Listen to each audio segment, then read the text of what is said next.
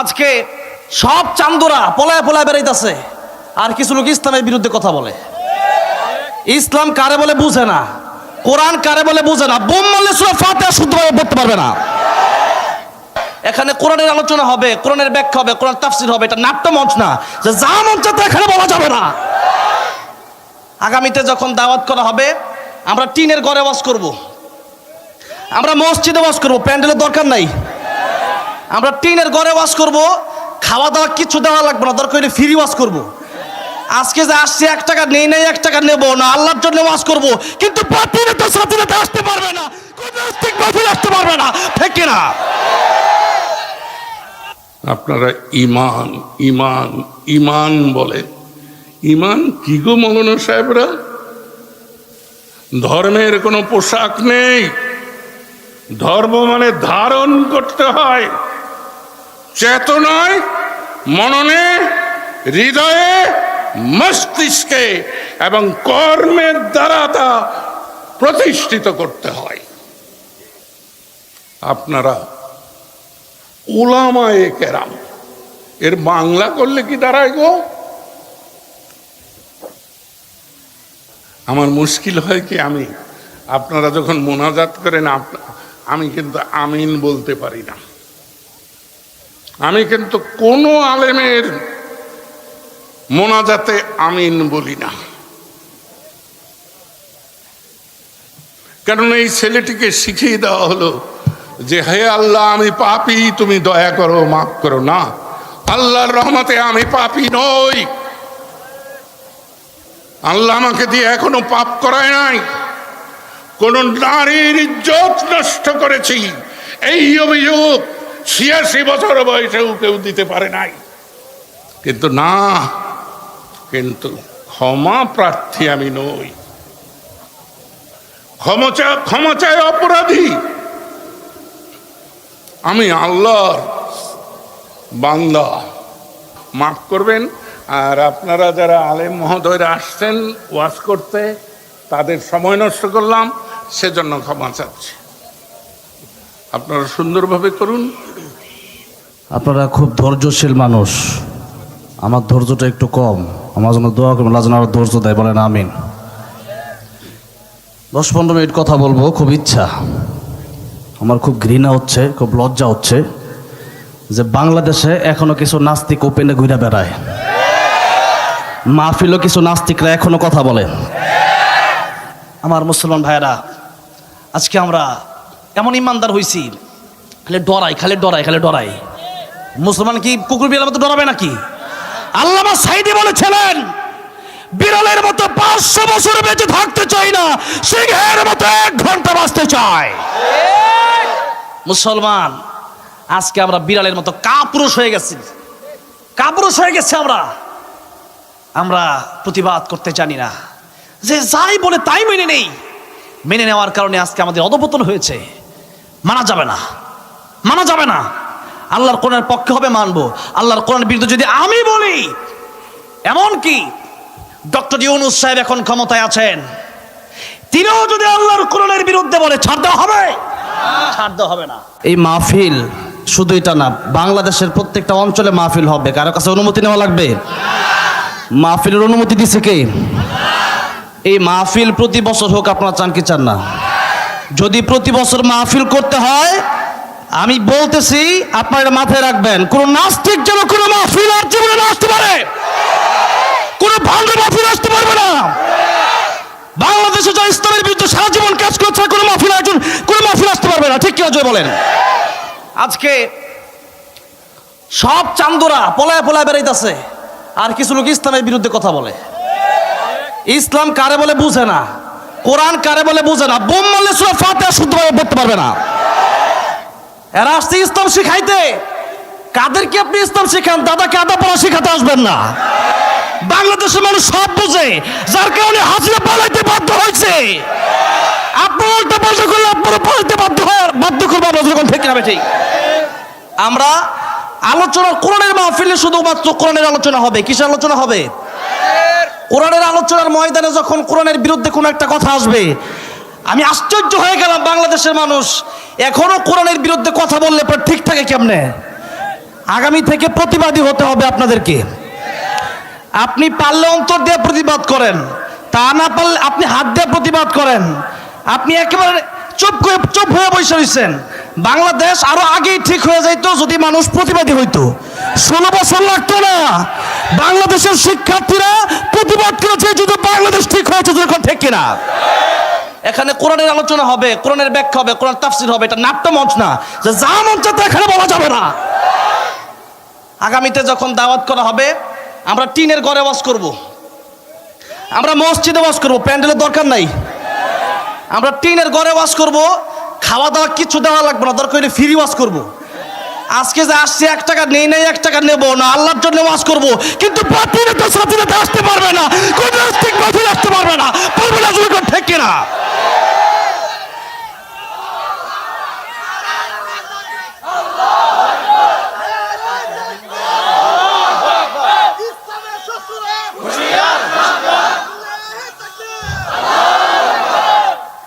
কথা স্পষ্ট। যদি ওয়াজ মাহফিল হয়, যদি তাফসীরুল কোরআন মাহফিল হয়, ইসলামী মহাসম্মেলন হয়, সেখানে ইসলামের কথা হবে, সেখানে কোরআনের কথা হবে। আলেমদেরকে সম্মান দিতে যদি কেউ না জানে, তারে আবার আমরা কিছু সম্মান দেব। এই জন্য সাবধান করে দিতে চাই। আমি আগেও কাউকে ভয় পাই না, এখনো ভয় পাই না। ভয় পাই একজনের, তিনি কে? যেরকম তিনি কে। আর এখন তো কোনো কথাই নাই। আগে জবান বন্ধ ছিল, এখন আর জবান বন্ধ রাখা যাবে না। কারণ আমরা জানি সবচেয়ে সুন্দর মৃত্যু হচ্ছে শহীদের মৃত্যু। আমরা হামলা মামলার ভয় করি না, আমরা জিয়াউল জুলুমের ভয় করি না। আল্লামা সাইদের জবান বন্ধ করা হয়েছে, আল্লামা মামুনুল হকের জবান বন্ধ করা হয়েছে, খালেদ সাইফুল্লাহ আইয়ুবের জবান বন্ধ করা হয়েছে, রফিকুল ইসলাম মাদানির জবান বন্ধ করা হয়েছে। এখনো যদি এই চক্রান্ত বাংলাদেশে চলে, তা বাংলাদেশি মানুষ হতে দেবে না, হতে দেওয়া যেতে পারে না। আমি অল্প সময় কথা বলবো, এর ভিতরেই মোনাজাত হবে। আমি লম্বা টাইম, আমার প্রায় 100 ডিগ্রি জ্বর, আমার মাথা ঠিক থাকে কেমনে। অসংখ্য মাহফিল ক্যান্সেল করে দিয়েছি এই মানুষটার জন্য, মুফতি আব্দুল কাইয়ুম মোল্লা সাহেবের জন্য এই মাহফিলটা আজকে নিছি। এই টাঙ্গাইলে এমন কোনো ইউনিয়ন নাই মনে হয় আমি ওয়াজ করি নাই। কি বলেন আপনারা? বাংলাদেশের সবচেয়ে বেশি মাহফিল আমার টাঙ্গাইলে। এই টাঙ্গাইল মাহফিলে আসার পরে কোনো পাতি নেতা সাথী নেতার জন্য 2 ঘন্টা বসে রয়েছে, এরকম দেখছেন আপনারা? আছে কেন বসে রইলাম? এই জন্য আপনাদেরকে একটা কথা বিনীতভাবে বলবো, মাহফিলটা করেন, আল্লাহর জন্য করেন। লোক দেখানো কোনো মাহফিল যেন না হয়। আমি জানি এখানে যারা কমিটি ছিল, যারা ছাত্র ছিল, যারা উস্তাদ ছিল, অনেক ভালো মানুষ, কিন্তু 5 কেজি দুধে 1 ফোঁটা ছানা পড়লে সব শেষ হয়ে যায়। এজন্য আমরা দুধটাকে ফ্রেশ রাখতে চাই, আমরা জায়গাটাকে ফ্রেশ রাখতে চাই, ইসলামকে ইসলামের জায়গায় রাখতে চাই। রাজি আছেন না নাই? কোরআনের জন্য, দিন কায়েমের জন্য আমরা সবসময় প্রতিবাদ করে যাব। রাজি আছেন না নাই? কারা কারা রাজি আছেন তো হাত আল্লাহ উঠে দেখান।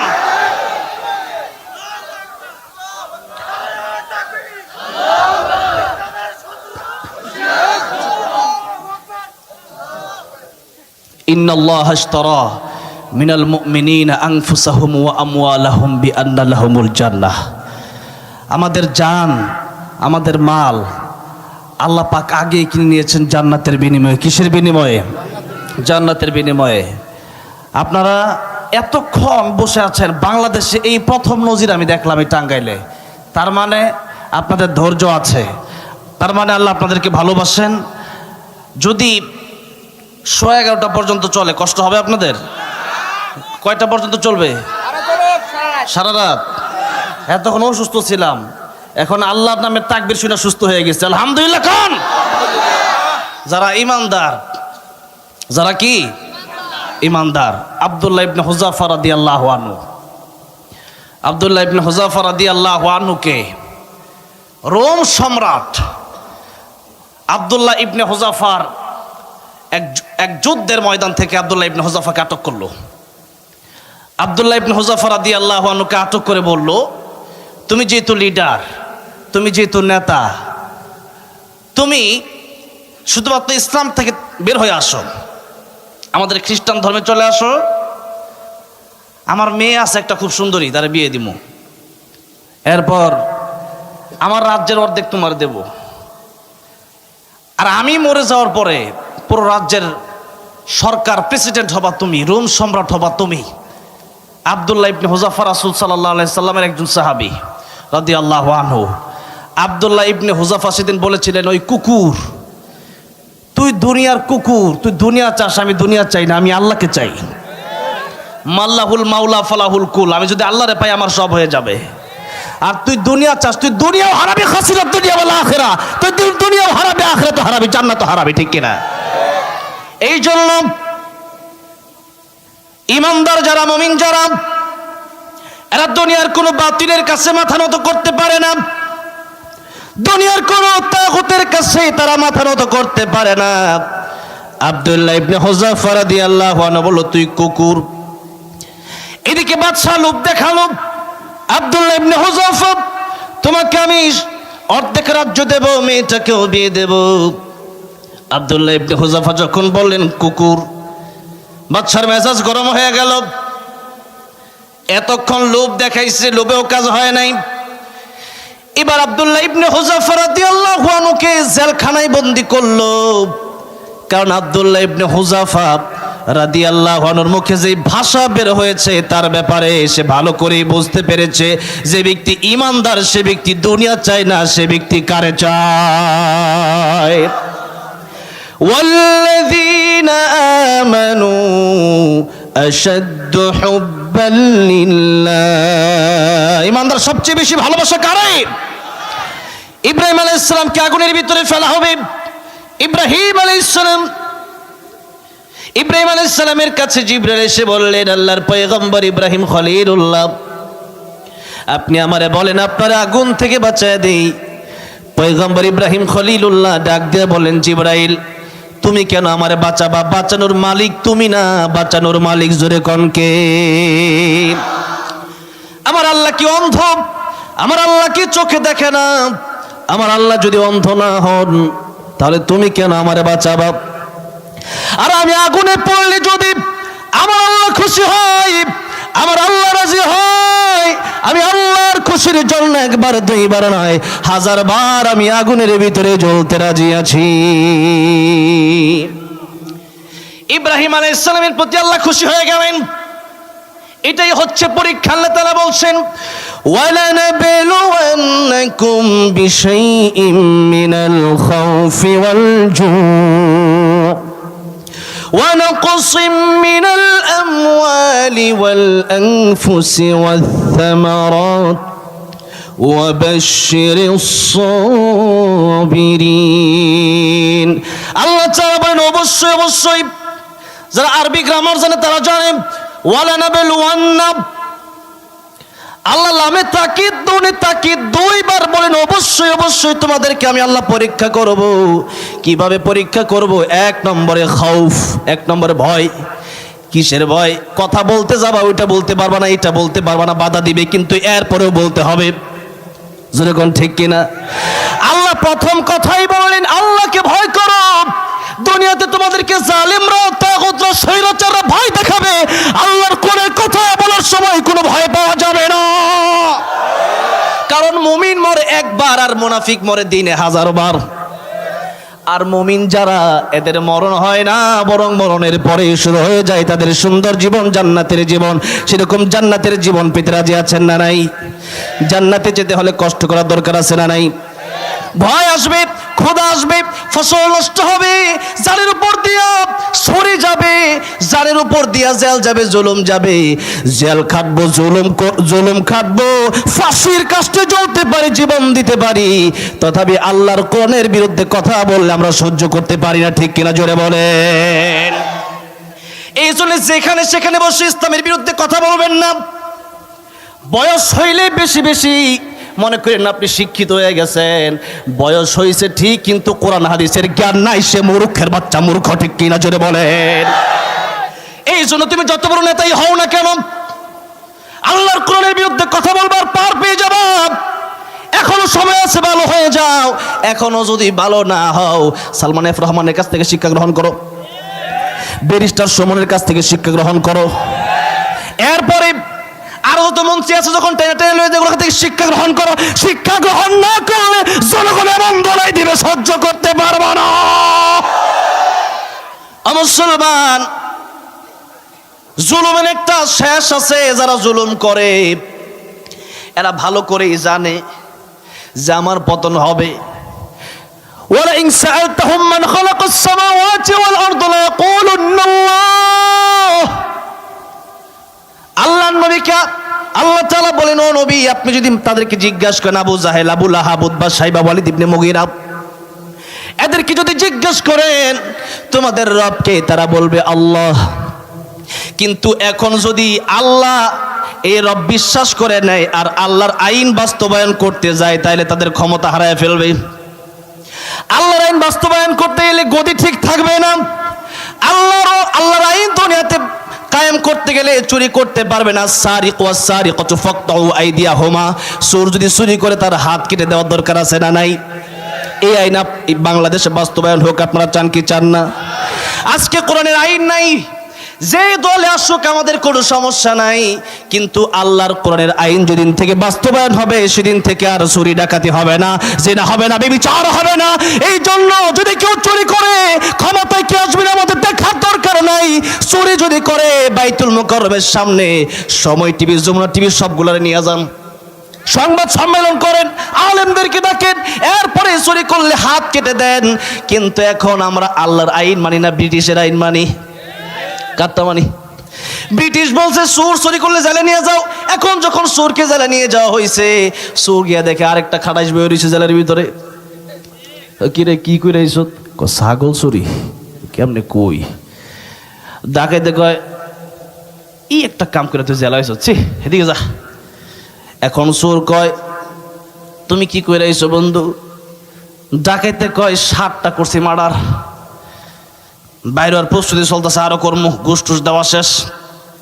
জেলে নিয়ে যাওয়ার পরে আইন দিতে দিতে বিচার হতে হতে ঘুষ দিয়া মামরে বিসমিল্লাহ কইয়া ফু দিয়া সব শেষ করে আলায়। ঠিক কিনা জোরে কোন? এই জন্য আল্লাহর কোরআনের বিচার বাংলাদেশে কায়েম করার দরকার। আল্লাহর কোরআনের আইন যতক্ষণ পর্যন্ত বাংলাদেশে না চালু হবে ততক্ষণ পর্যন্ত বাংলাদেশের মানুষ নিরাপদে থাকতে পারবে না। যেরকম ঠিক না ঠিক?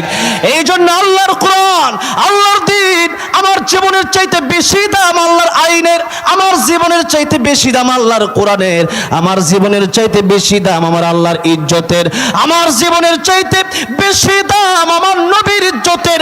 আল্লাহর রাসূলের ইজ্জত নিয়া, কোরআন নিয়া, সুন্নাহ নিয়া, ইসলাম নিয়া মাদ্রাসা মসজিদ নিয়ে যদি কেউ কথা বলে সহ্য করা হবে না। বাংলার মুসলমান আন্দোলন করতেই থাকবে, জীবন দেবে, তবু রাসূলের ইজ্জতের উপর আঘাত সহ্য করবে। ঠিক কিনা? আমার মুসলমান ভাইরা, আমার মুরব্বী বাবাজিরা, নবী যদি চাইতেন নবী পারতেন ঘরের ভিতরে বৈশা বৈশা নামাজ রোজা করে শেষ করে দিতে, কিন্তু নবী করছেন নাকি? আল্লাহ নবীকে আবু জাহেলের গোষ্ঠীর লোকেরা এসে বলেছিল, মুহাম্মদ সাল্লাল্লাহু আলাইহি সাল্লাম, তোমরাও কিছুদিন আমাদের ধর্মের সাথে পূজা করো, আমরাও তোমাদেরটা করি, আমরাও নামাজ পড়বো, তুমিও আইসা পূজা করবা। আল্লাহ তাআলা সূরা কাফিরুন নাজিল করলেন, জানালেন, ও আমার নবী, আপনি কাফিরদেরকে বলে দিন, قل يا أيها الكافرون لا أعبد ما تعبدون। ও কাফিররা, তোমরা যার ইবাদত করো, মূর্তির ইবাদত করো, মূর্তিকে পূজা দাও, যেই মূর্তি কথা বলতে পারে না, খাইতে পারে না, তোমাদের কোনো উপকার করতে পারবে তো দূরের কথা, মূর্তির উপর যদি মাছ এসে বসে ওইটাই সরাইতে পারে না। ঠিক কিনা? নবীর যুগে কাফের একটা যাচ্ছে মূর্তি নিয়া, কিনিয়া ছোটো ছোটো বগলের তলে লইয়া, এখন তার ধরছে শিশি, তার কি ধরছে? সে শিশি করতে গেছে, ওদিকে এক কুত্তারও ধরছে শিশি। কার? ও করতে গেছে সাইডে শিশি, কিন্তু কুত্তা কয় আজকে জায়গা পাইছি, খুব ভালো জায়গা, তার খোদার উপরে দিছে সাইডা। যেমনি তার খোদার উপরে সাইডা দিছে, ও আয়সা মনে করছিল রহমতের পানি, চাড়ান দে দেই, চাড়ান দে, এটা টক লাগে, টক, রহমতের পানি তো মিষ্টি হবে, এটা টক লাগে কি লিগা? এখন রহমতের পানি খাইতে গিয়ে আবার বুঝছে না, তাহলে ওই যে কুকুরটা দেখা যায় এটাই প্রস্তাব করছে, এটাই সত্য। এবার চিন্তা করছে না, এটা আমার খোদা হতে পারে না, তুই হুদা, তুই কি? তুই হুদা, তুই কিসের খোদা? তুই তোরে নিজেকে বাঁচাইতে পারস না, তুই আবার কিসের খোদা? আল্লাহ রাসূল সাল্লাল্লাহু আলাইহি সাল্লামের কাছে গিয়ে বললেন, ইয়া রাসূলুল্লাহ, ইয়া হাবিবাল্লাহ, এই ঘটনা আমি নিজ চোখে দেখে এসেছি। যেই খোদার কাছে আমি বাঁচতে চাই, আমি আযাব গজব থেকে বাঁচতে চাই, খোদা নিজেই আযাব গজব থেকে বাঁচতে পারে না, এটা তো হুদা। ইয়া রাসূলুল্লাহ, আমারে পড়ে দেন লা ইলাহা লা ইলাহা ইল্লাল্লাহু মুহাম্মাদুর রাসূলুল্লাহ সাল্লাল্লাহু আলাইহি ওয়াসাল্লাম। নবীজি বললেন, তোমরা যে রবে, তোমরা যাকে খোদা মানো, আমি সেই খোদার ইবাদত করি না, আর আমি যে আল্লাহর ইবাদত করি, তোমরা সেই আল্লাহর ইবাদত করো না। সুতরাং ইসলাম এসেছে বিজয়ের জন্য, ইসলাম পরাজয়ের জন্য আসে নাই। তোমরা যা বলবা তা ইসলাম শুনবে না, বরং আল্লাহর কোরআন যা বলবে তাই তোমাদেরকে শুনতে হবে। এখন ইসলাম এসেছে বিজয় হওয়ার জন্য, আল্লাহর কোরআন বিজয় হবে, আল্লাহর কোরআন পরাজয় হবে না। আল্লাহর কোরআন যদি পরাজয় না হয়, এক মাস তারা নবীর সাথে মসজিদে আইসা নামাজ পড়বে, ইসলাম বিজয় হয়েছে, ঠিক আছে। কিন্তু পরের মাস যদি নবীজি তাদের সাথে যায়, ইসলাম বিজয় থাকবে না, পরাজয় হবে। হ্যাঁ, অনেকেই যে এখন বলে ধর্ম যার যার উৎসব সবার, এরকম নাস্তিকগুলা বলে, যেরকম ঠিক না বে ঠিক বলতেছে কত সুন্দর কইরা কোরআনের চেয়ারে বসে এই কথা বলতেছে যে ইসলামে নাকি পোশাকের কোনো সিস্টেম নাই। আরে ইসলাম তো পূর্ণাঙ্গ জীবন বিধান, ঠিক কিনা জোরে কোন? পোশাক মানে বাথরুমে গেলেও ইসলাম আছে, মসজিদে গেলেও ইসলাম আছে, খাইতে গেলে ইসলাম আছে, ঘুমাইতে গেলে ইসলাম আছে। এখন যদি ইসলামে যদি পোশাক না থাকে, আমি যদি জুব্বা যদি 17-এর উপরে উঠাই, এটা কি হালাল না হারাম? জায়েজ না না জায়েজ? আবার যদি টাকনুর নিচে নামাই, ওইটাও হালাল না হারাম? এখন লেবাস তো ইসলামের ভিতরে আছে, তুমি জানো না, তুমি এখানে কি জন্য আসো? থেকে আছো এখন জানো না, আসো উল্টা পাল্টা কথা বলতে। এই জন্য ইসলামের জ্ঞান আগে অর্জন করো, ইসলামের জ্ঞান আগে অর্জন করে এরপরে কথা বলো। এই জন্য বাংলাদেশের মানুষ আপনাদেরকে ভালো করে বলে রাখি, যেখানেই হবে জুলুম, সেখানেই হবে প্রতিবাদ, ঠিক কিনা জোরে কম? যেখানেই জুলুম সেখানে কি হবে? নবীজি বললেন, তোদের কথায় আমরা চলবো না, আমাদের কথায় তোরা চলবি। আল্লাহর কোরআন যা বলছে তারা তো সেই কথা তোদের শুনতে হবে, কারণ আকাশ জমিন কার? জোরে কোন কার? আল্লাহ বলছেন, ইয়া মাশারাল জিন্নি ওয়াল ইনসি ইন ইসতাতা'তুম আন তানফুযু من أقطار السماوات والأرض فانفذوا لا تنفذون إلا بسلطان। ও জিনেরা, পৃথিবীর মানুষেরা, আল্লাহর কোরআনের আইন বাদ দিয়া যদি তোমরা তোমাদের নিজেদের আইন যদি দুনিয়াতে বাস্তবায়ন করতে চাও, আল্লাহর কোরআনের আইন যদি তোমাদের কাছে ভালো না লাগে, বের হয়ে যাও আমার আকাশ থেকে, বের হয়ে যাও জমিন থেকে। ইন্ডিয়া গেলে কি আল্লাহর আকাশ জমিন ছেড়ে বের হওয়া যাবে নাকি? দিল্লি গেলে, মুম্বাই গেলে, দুবাই গেলে, পুরো পৃথিবীটাই আল্লাহর আকাশ জমিন, আল্লাহর আকাশ জমিন ছাড়া কিচ্ছু নাই। আল্লাহ লা তানফুযুনা ইল্লা বিসুলতান। আল্লাহর আকাশ জমিন ছেড়ে তোমরা কোনোভাবেই বের হতে পারবা না। সুতরাং আল্লাহর জমিনে থাকতে হলে আল্লাহর কোরআন মেনেই তোমাদেরকে বেঁচে থাকতে হবে। আল্লাহর কোরআনের বিরোধিতা করে বেঁচে থাকার কোনো সুযোগ নাই, ঠিক না? আল্লাহ নবী বলে দিলেন স্পষ্ট কথা, তোমাদেরটা আমরা মানবো না, তোমরা যেটা বললো ওইটা করো। আমরা আল্লাহকে ভালোবাসি, আল্লাহর কোরআন বিজয়ী হবে। সুতরাং তোমাদের কথা অনুযায়ী আমরা চলবো না। আব্দুল্লাহ ইবনে হুযাফা রাদিয়াল্লাহু আনহু তিনিও বললেন, ও রোম সম্রাট কুকুর, তোর কথা অনুযায়ী আমি চলবো না। তুই দুনিয়া দিতে পারোস, আমার আল্লাহর কাছে দুনিয়ার একটা মশার পাখার সমানও দাম নাই, সুতরাং তোর কথায় আমি চলবো না। আব্দুল্লাহ ইবনে হুযাফাকে জেলখানায় বন্দী করা হলো। আব্দুল্লাহ ইবনে হুযাফাকে যখন জেলখানায় বন্দী করা হলো, আব্দুল্লাহ ইবনে হুযাফাকে 1 দিন 2 দিন 3 দিন 4 দিন 5 দিন 6 দিন 7 দিন 1 সপ্তাহ পর্যন্ত খাবার বন্ধ রাখা হলো। ডাক্তার পাঠানো হলো। আমি তো মনে করি ওই যে 1 সপ্তাহ পরে ডাক্তার পাঠানো হলো, কেন পাঠানো হলো একটু বুঝেন, ভালো করে বুঝেন, এদিকে মনোযোগ দেন। নবীর সাহাবী, যুদ্ধের সেনাপ্রধান আব্দুল্লাহ ইবনে হুযাফা রাদিয়াল্লাহু আনহুর কাছে 7 দিন পরে হলো ডাক্তার পাঠানো হলো, দেখো বেঁচে আছে না মরে গেছে, খাওয়ার দরকার আছে না নাই। বাচ্চা তো ওই তার খোঁজ নেওয়ার জন্য একজন ডাক্তার পাঠাইছে, কিন্তু এর চাইতেও বড় স্বৈরাচার আমরা কয়দিন আগে দেখছি যে আলেমদেরকে এমন আইনা ঘরে রাখছে, বছরকে বছর ঠিকভাবে খোঁজ খবরও রাখে নাই। শুধু তাই না, আল্লামা সাঈদীকে শহীদ করা হয়েছে, এটা আপনারা বিশ্বাস করেন কি করেন না? এত হাসি খুশি একটা মানুষ, তারা যেইভাবে হত্যা করা হয়েছে, পরিকল্পিতভাবে হত্যা করা হয়েছে, ঠিক কিনা যেরকম না আমি বলেছিলাম, আল্লামা সাঈদী তুমি মরণি, শহীদ হয়েছো তুমি এটাই জানি, ঠিক না? কারাগারে কাটালে 13টি বছর, বাতিল কেঁপেছে তোমায় দেখে থর থর, ঠিক না? কারাগারে কাটালে 13টি বছর, বাতিল কেঁপেছে তোমায় দেখে থর থর, তুমি যে ছিলে মোদের নয়নমণি, শহীদ হয়েছো তুমি এটাই জানি, ঠিক না ভাইরা? এই জন্য যে কথা বলতেছিলাম, আব্দুল্লাহ ইবনে হুযাফা রাদিয়াল্লাহু আনহুর কাছে ডাক্তার পাঠানো হলো। ডাক্তার পাঠানোর পর ডাক্তার বলল, রোম সম্রাট আব্দুল্লাহ ইবনে হুযাফা মনে হয় আর বাঁচবে না, মৃত্যুর সাথে পাঞ্জা লড়তেছে।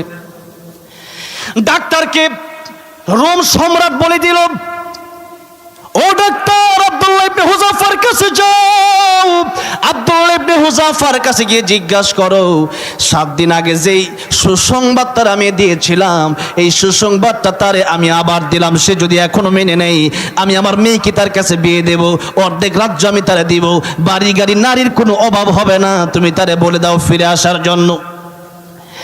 ডাক্তার গিয়ে বলল, আব্দুল্লাহ ইবনে হুযাফা, এখনো তোমাকে রোম সম্রাট সময় দিয়েছেন, চাইলে এখনো ফিরে আসতে পারো, বাড়ি গাড়ি নারী কিছুর অভাব হবে না, শুধুমাত্র আল্লাহকে বাদ দিয়ে তুমি খ্রিস্ট ধর্ম গ্রহণ করো। আব্দুল্লাহ ইবনে হুযাফা রাদিয়াল্লাহু আনহু রাজি হলো না। বাচ্চা বলো, ঠিক আছে, কমপক্ষে তারে বাঁচায় রাখো, আরো কিছু সময় দাও। এখন বাঁচায় রাখার জন্য তুমি তারে দিবা শুয়োরের গোশত আর মদ, হালাল না হারাম? হ্যাঁ, শুকরের গোশত, কিন্তু জীবন বাঁচানোর তাগিদে কিচ্ছু নাই, এখন আছে শুকরের গোশত, আছে মদ, পানিও নাই, 7 দিন হয়ে গেছে। এমন টাইমে যদি তিনি খাইতেন, হারাম ছিল তখন, হারাম না, তখন হালালই ছিল, তখন তিনি জীবন বাঁচানোর তাগিদে খেতে পারতেন। কিন্তু আব্দুল্লাহ ইবনে হুযাফার কথাটা সবাই মনোযোগ দিয়ে শুনেন। আব্দুল্লাহ ইবনে হুযাফা রাদিয়াল্লাহু আনহু বললেন, মদ আর শুকরের গোশত 7 দিন পরে আমার সামনে নিয়ে আসছিস কেন? এই মদ আর শুকরের গোশত নিয়ে যাবি নাকি আমি লাথি মেরে সরাইয়া দেব? আল্লাহু আকবার। তুই নিয়ে জানলে কিন্তু আমি লাথি মেরে সরাইয়া দেব। অবস্থাটা বুঝেন, ঈমান কারে বলে, ঈমান কারে বলে। তাদের সামনে এত সুসংবাদ দেওয়ার পরও তারা প্রতিবাদ করেছে। এটা ছিল নবীর আদর্শ, এটা ছিল সাহাবায়ে কেরামের আদর্শ। আর আমাদের সামনে ইসলামের বিরুদ্ধে, কোরআনের বিরুদ্ধে কথা বলে যায়, আমরা বসে বসে হালুয়া খাই। মুসলমান এরকম ভাবে যদি মরে যান, বিপদ আছে কিন্তু, বলে দিলাম। এজন্য আগামী থেকে যদি বাঁচতে চান, কবর গিয়ে যদি আল্লাহর কাছে হিসাব দিতে চান, তাহলে যখনই কোরআনের বিরুদ্ধে কথা হবে, যখনই আল্লাহর বিরুদ্ধে কথা হবে, তখন প্রতিবাদ করার দরকার আছে না নাই? এবার আসেন, আব্দুল্লাহ ইবনে হুযাফা রাদিয়াল্লাহু আনহু, ওনাকে মদ দেওয়া হলো, শুকরের গোশত দেওয়া হলো, উনি বললেন লাথি মেরে সরায় দেব। ডাক্তার রোম সম্রাটের কাছে গিয়া বলল, আব্দুল্লাহ ইবনে হুযাফার তেজ কত দেখছেননি? আব্দুল্লাহ ইবনে হুযাফা বলল, ওটা লাথি মেরে সরায় দেবে। এবার রোম সম্রাটের মেজাজ গেছে গরম হইয়া। কষ্ট হচ্ছে? 5 মিনিট শেষ করে দিচ্ছি, 5 মিনিট। আপনাদের অসুবিধা হইলে আমার সুবিধা। হ্যাঁ, গজল, হ্যাঁ, সারা রাত এই নিয়ে সারা রাত। আগে কি করছিলেন? এখন না কথা বলিতেছে মুখ দিয়ে, তখন তো সব চুপ হয়ে বইছিলেন। আমার ভাইরা, আমার মুরব্বী বাবুজিরা, আপনারা কি করছেন? হ্যাঁ, এই জন্য আব্দুল্লাহ ইবনে হুযাফা রাদিয়াল্লাহু আনহু, অনেক শিক্ষা আছে এখানে, শুনুন ভালো করে শুনুন। ইমানের পাওয়ার বাড়বে, ইমানের পাওয়ার কি হবে? বেড়ে যাবে ইনশাআল্লাহ। আব্দুল্লাহ ইবনে হুযাফা রাদিয়াল্লাহু আনহু এবারও মানল না, তার সুসংবাদ ফিরে দিলেন। এবার রোম সম্রাট বলল, তেল গরম করো, তেল গরম করো, কড়াইয়ের ভিতরে, তুয়ার ভিতরে তেল গরম করো। তেল গরম করা হলো। আব্দুল্লাহ ইবনে হুযাফাকে সেই কড়াইয়ের সামনে নিয়ে যাওয়ার জন্য 2 জন লোক দেওয়া হলো।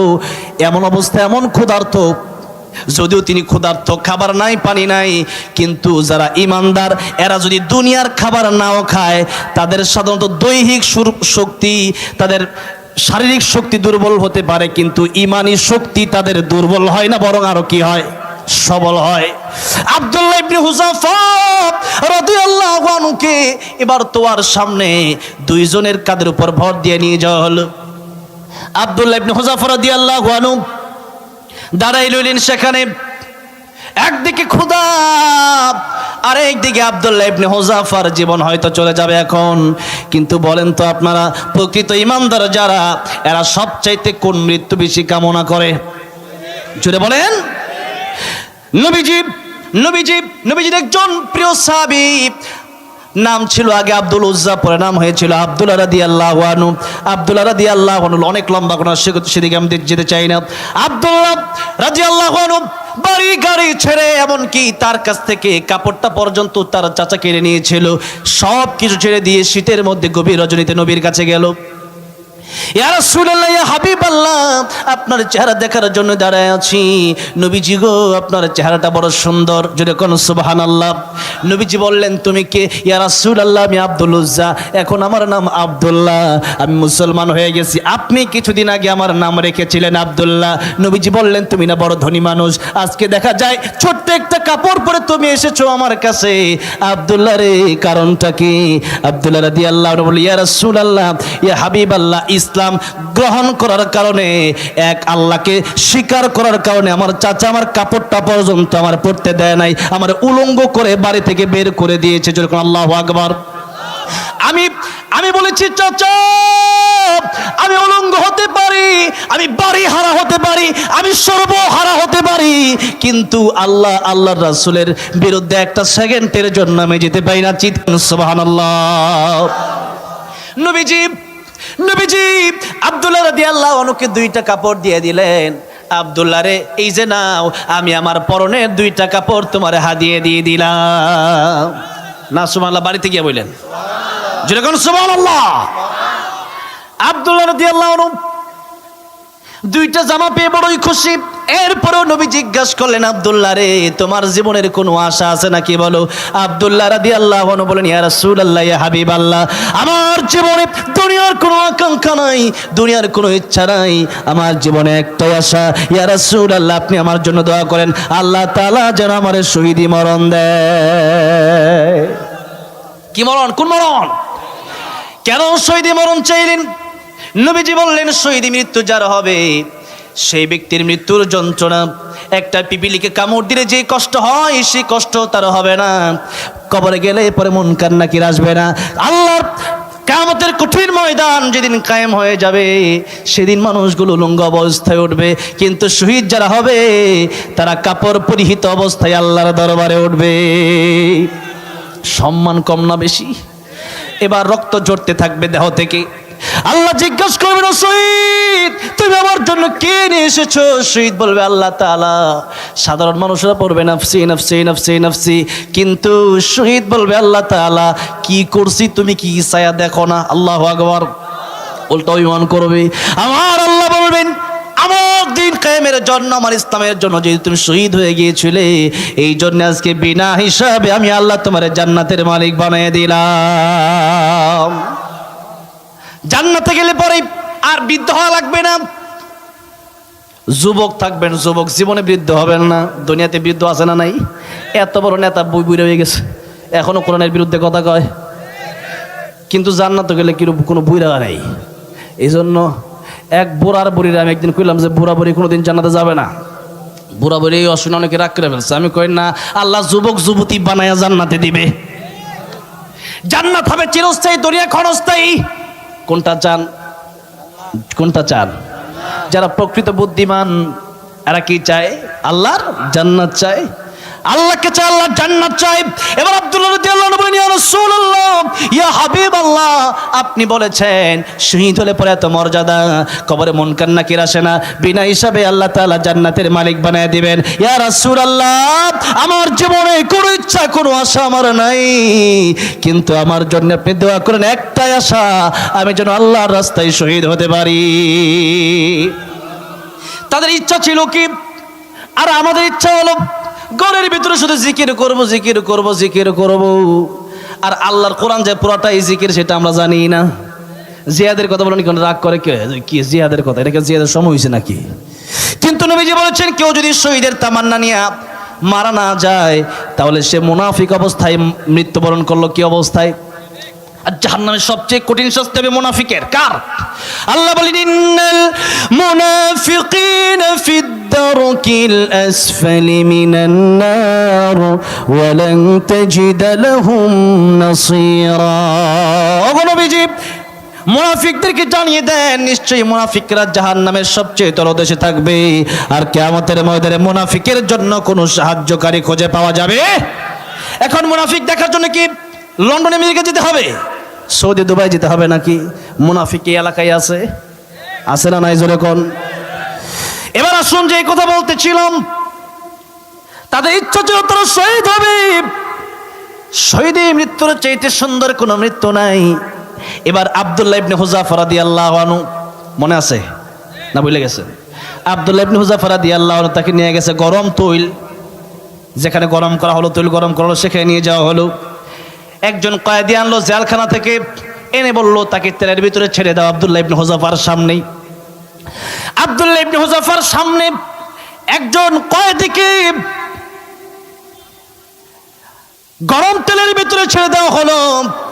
গোস্তগুলো ঝাঁঝরা ঝাঁঝরা হয়ে গেল, হাড্ডি থেকে গোস্তগুলো আলাদা হয়ে গেল। লোকটা সেখানে ইন্তেকাল করলো, লোকটার মরণ হয়ে গেল, রূহ বের হয়ে গেল। আব্দুল্লাহ ইবনে হুযাফাকে এবার বলল, আব্দুল্লাহ ইবনে হুযাফা, এবার তোমাকে বলতে চাই, তোমার সামনে একজনকে গরম তেলের ভেতরে ভাজলাম, জীবন শেষ হয়ে গেল, তোমারও এখন ভাজা হবে। এর আগে তুমি যদি এখনো স্বীকারোক্তি দিয়ে দাও, আল্লাহকে ছেড়ে দাও, আল্লাহর দিন ছেড়ে দাও, ইসলাম ছেড়ে দাও, কোরআন ছেড়ে দাও, শুধুমাত্র তুমি খ্রিস্টান ধর্ম গ্রহণ করো, তাহলে এখনো সময় আছে, আমার অর্ধেক রাজ্য তোমার দিয়ে দেব, তুমি যা চাও তাই দেব। কিন্তু আব্দুল্লাহ ইবনে হুযাফা রাদিয়াল্লাহু আনহু বলেন, আরবের কুকুর, তোর কাছে আমি এসেছি, তুই তো আমারে এখানে নিয়ে এসেছিস, তুই যদি এর চেয়ে কঠিন শাস্তি আমার দেশ, এরপরেও আমি ইমানদার, আমি আল্লাহর বিশ্বাস করেছি, আমি আল্লাহর দিন কায়েমের জন্য শহীদ হতে পারি, আমি তেলে ভাজা ভাজা হয়ে যা হয়ে যেতে পারি, কিন্তু আমি ইমানদার, আমি বিশ্বাস করি আমার তুই তেলে ছাড়বি আর আমার আল্লাহর সাথে আমার দেখা হয়ে যাবে। এবার আসুন, আব্দুল্লাহ ইবনে হুযাফা রাদিয়াল্লাহু আনহু যখন এই কথা বলল, রোম সম্রাট চিন্তা করলো তার তেলের ভিতরে ভেজে আর লাভ নাই। ও আব্দুল্লাহ ইবনে হুযাফা, তুমি শুধু আমার কপালে একটা চুম্বন করবা, আমি তাতেই তোমাকে ছেড়ে দেব। কারণ বাচ্চার মেজাজ অন্যরকম মেজাজ, এটা কিছু মেজাজ পাগলা মেজাজ, আমার মতো আর কি, বুঝেন নাই? এবার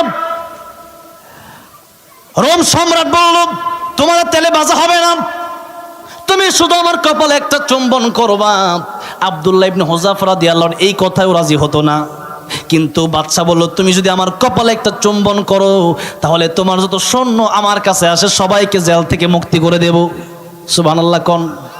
আব্দুল্লাহ ইবনে হুযাফা রাদিয়াল্লাহু আনহুকে আল্লাহ বিজয় দান করে দিলেন। এই জন্য মুসলমান যেখানেই জুলুম সেখানেই প্রতিবাদ করবেন, বিজয় আসবে আসবে, বিজয় আসবে আসবে, কেউ ঠেকাতে পারবে না। আল্লাহর কোরআনের জন্য যেখানেই প্রতিবাদ করা লাগে সেখানেই প্রতিবাদ করা লাগবে, জীবন দেব, কিন্তু আল্লাহর কোরআনের বিরোধী কোনো কাজ আমরা হতে দেব না। ঠিক কিনা জোরে কোন। এই জন্য মুসলমান, আজকে আর কোনো ওয়াজ নয়, আজকে আর লম্বা করতে চাই না, আপনারাও ক্লান্ত, আমিও ক্লান্ত। আগামীকালের মাহফিল ফুলবাড়িয়া, এই যে কাছেই, কি ঠিক আছে না? বেলাল ভাই কই? কালকে মাহফিল আছে না ফুল? বেলাল ভাই মাহফিল নিছে, ওই কমিটি পুরোটাই আছে, এনে বেশি দূরে না। কালকে ওয়াজ করবো না ইনশাল্লাহ, ওই যারা যাইবার যায়। হ্যাঁ, আজকে তো আগে শুনছেন তো ওয়াজ, আমার আগে করছেন 1 ঘন্টা, জনমের ওয়াজ করছে আজকে, শুনছেন না ওয়াজ? আর দাওয়াত দিন। হ্যাঁ আমার মুসলমান ভাইয়েরা, আজকে আমরা এমন ইমানদার হয়েছি, খালি ডরাই। মুসলমান কি কুকুর বিড়ালের মতো ডরাবে নাকি? আল্লামা সাঈদী বলেছিলেন, বিড়ালের মতো 500 বছর বেঁচে থাকতে চাই না, সিংহের মতো 1 ঘন্টা বাঁচতে চাই। মুসলমান, আজকে আমরা বিড়ালের মতো কাপুরুষ হয়ে গেছি। কাপুরুষ হয়ে গেছে আমরা প্রতিবাদ করতে জানি না, যে যাই বলে তাই মেনে নেই। মেনে নেওয়ার কারণে আজকে আমাদের অধপতন হয়েছে। মানা যাবে না, মানা যাবে না। আল্লাহর কোরআনের পক্ষে হবে মানবো, আল্লাহর কোরআনের বিরুদ্ধে যদি আমি বলি, এমনকি ডক্টর ইউনূস সাহেব এখন ক্ষমতায় আছেন, তিনিও যদি আল্লাহর কোরআনের বিরুদ্ধে বলে, ছাড় দেওয়া হবে?